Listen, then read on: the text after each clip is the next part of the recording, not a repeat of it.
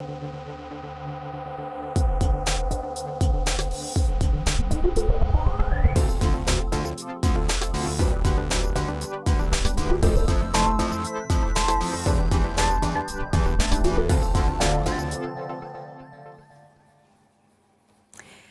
and welcome to all of you. Glad you could join us for today's Tech 24. I'm Julia Seeger.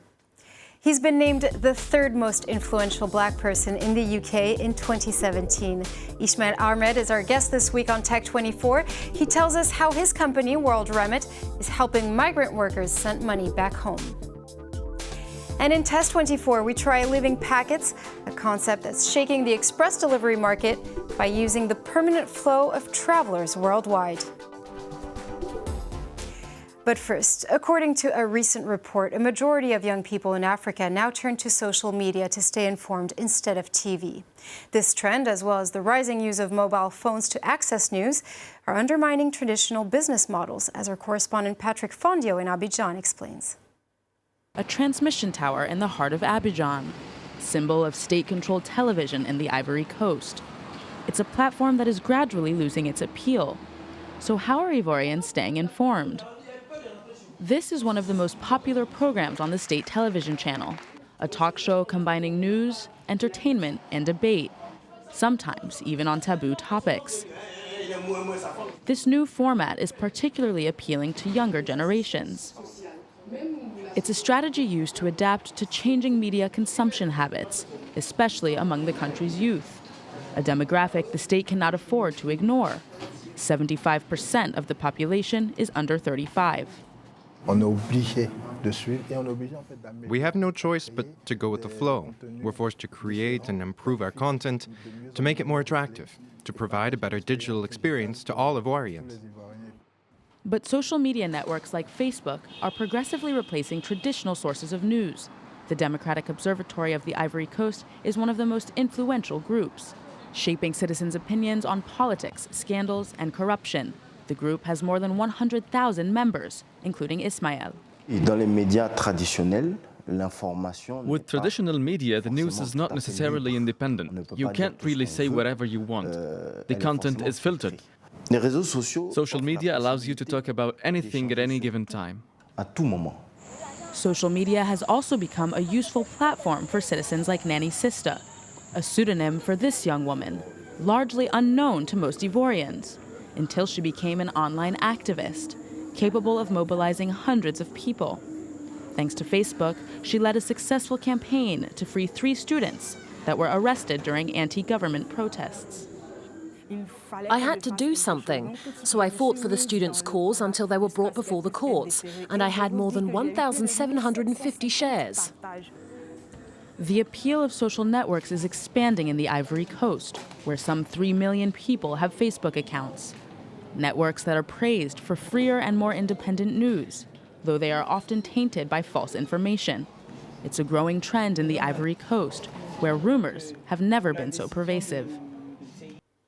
Our upcoming guest, Ismail Ahmed, has been named the third most influential black person in the UK in 2017. He escaped civil war in Somaliland in 1991, and after migrating to the UK, he saw the power of money transfers and eventually founded the digital money transfer service WorldRemit. Ismail Ahmed, thank you so much for joining us here on Tech 24. Tell us, why is WorldRemit different from other services? We're making sending money as simple as sending an instant message.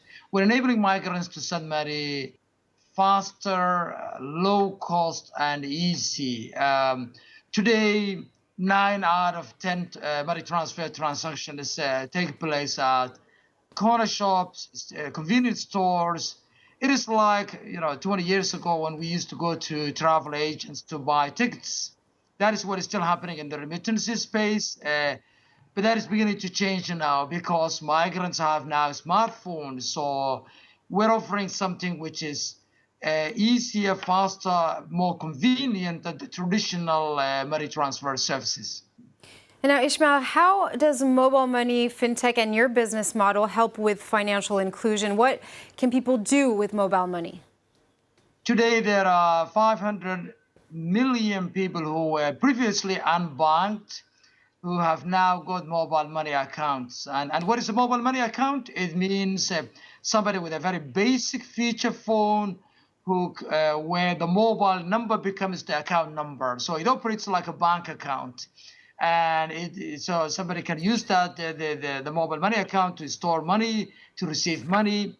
And once they have got money on their account, they can use that to pay for goods and services, to pay for school fees, hospital bills, and so on.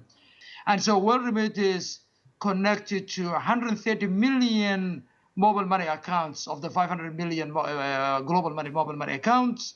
And so more than 70% of international transactions is going to mobile money accounts, go through WorldRemit. So we're the leading player in the mobile remittances.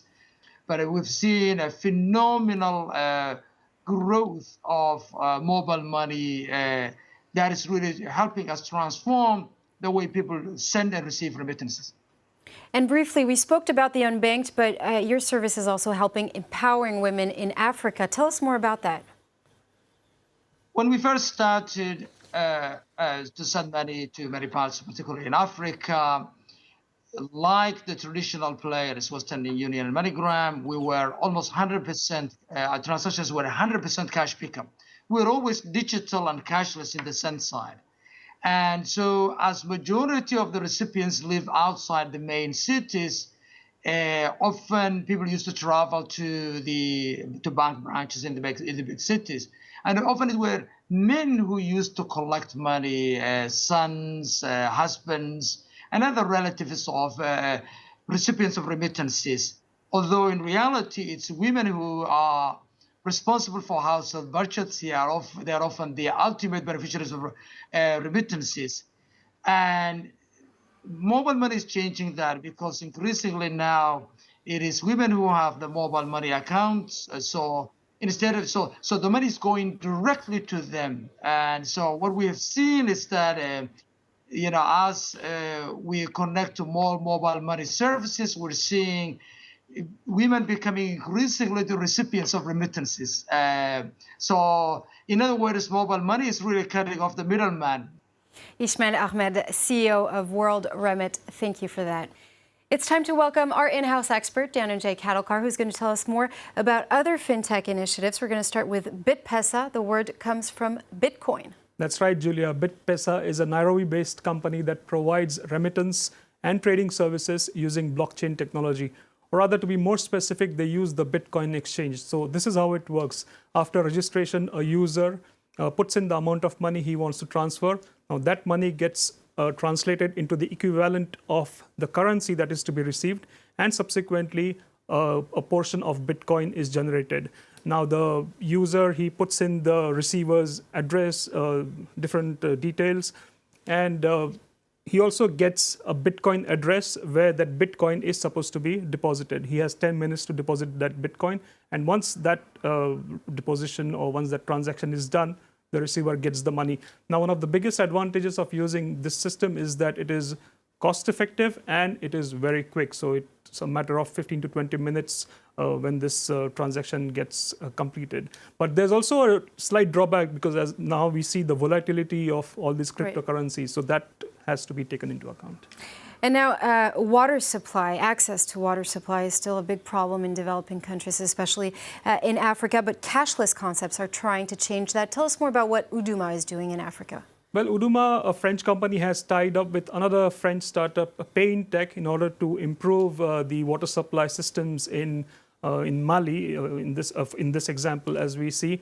So they are basically maintaining 1,400 water pumps across 50 communities in order to ensure that people there get a continuous water supply. And this is tied up with Payntech's cashless technology, so that people who get this water, they can pay easily using an NFC card, which can be loaded with the money, that as much money as people want.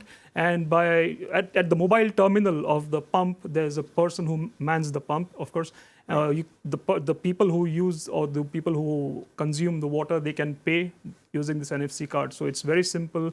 There are no complications of having bank accounts or even internet. So that's how easy it is. Thank you, Dan. Don't go anywhere. Test 24 coming up.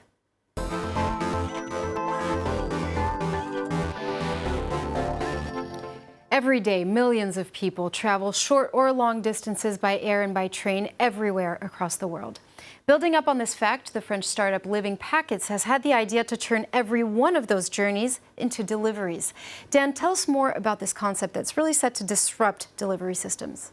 Well, there are multiple components in this concept, and perhaps the most important of them is this bag.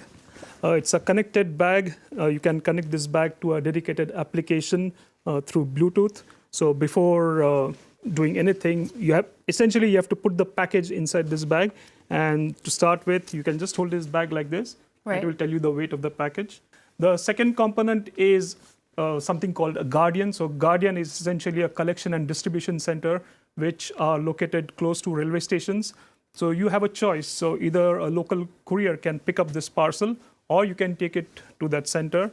Then there is the third component in the form of voyager or an individual traveler. So for example, if you want to send a parcel from Paris to London, and there is a traveler who is taking the Eurostar to London, so he will pick up this bag.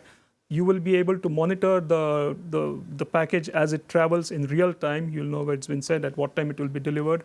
And once the traveler reaches London, in this example, he will again deposit this package to another Guardian, which is located closer to the station in London, and the process repeats. So you have the option of a courier delivering the parcel to you at your house, or you can collect it from the Guardian center. Right. Now, one of the advantages, or biggest advantages of this system, is that it is very efficient. It takes few hours. So for example, to deliver this package from Paris to London will take only 2 hours. But if you go via the traditional ways of sending packages, it will, of course, take longer. Much longer, right. And secondly is their profit-sharing system. So in this case, the company doesn't take all the money. So just to give you an example, it will cost you 18 euros to send this package, but that 18 euros is distributed among all these components. So the Voyager gets the maximum amount of money, right, and the company, and there are other schemes in which you sponsor these bags. So for every delivery, you get the corresponding amount.